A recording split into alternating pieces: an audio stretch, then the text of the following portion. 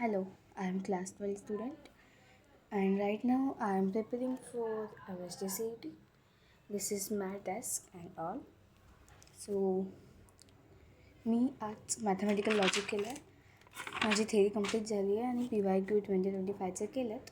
24चे बाकी आहेत. सो आत्ता तरी मी कन्सेप्टमध्ये टिक करेन.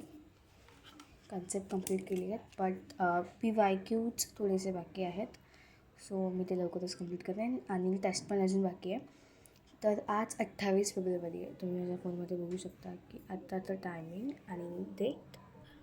आज 28 फेब्रुवारी आहे आणि खूप कमी दिवस आहेत ॲक्च्युअली एक्झामसाठी. आज तर मॅट्रायसिसचं चालू आहे वन शॉट बट ते पण मला करायचं आहे आणि फिजिक्स केमिस्ट्री पण करायचं आहे. ठीक आहे, मी अपडेट देत नाही. आता 2:36 होत आहेत. सो बघूया किती वेळ लागतो आहे मला 24चा MCQ कंप्लीट करायला आणि त्यानंतर मला मॅट्रायसिस पण कंप्लीट करायचं आहे.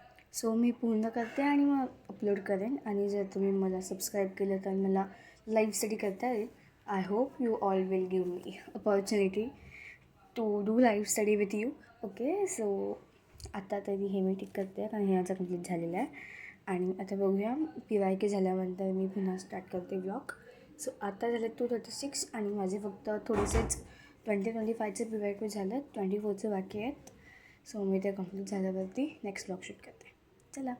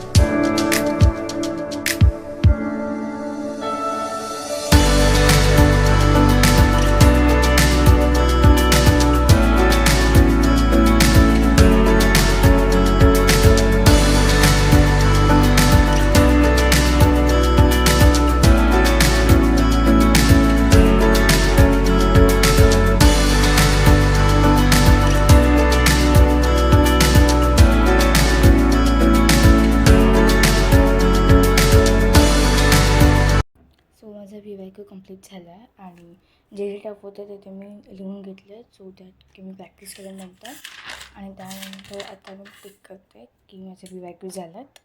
आणि आता मी मॅट्रायसिस स्टार्ट करणार आहे. PYQ टाईम आत्ता अराऊंड झालेत 3:46. ओके, मॅट्रायसिस आय थिंक 3.5 तासांचं आहे. ओके, मी 2xवरती बघेन, लवकर फिनिश करते आणि याचे पण PYQ सॉल्व करते. ओके, बघूया आता हे किती वेळात पूर्ण होतं आहे.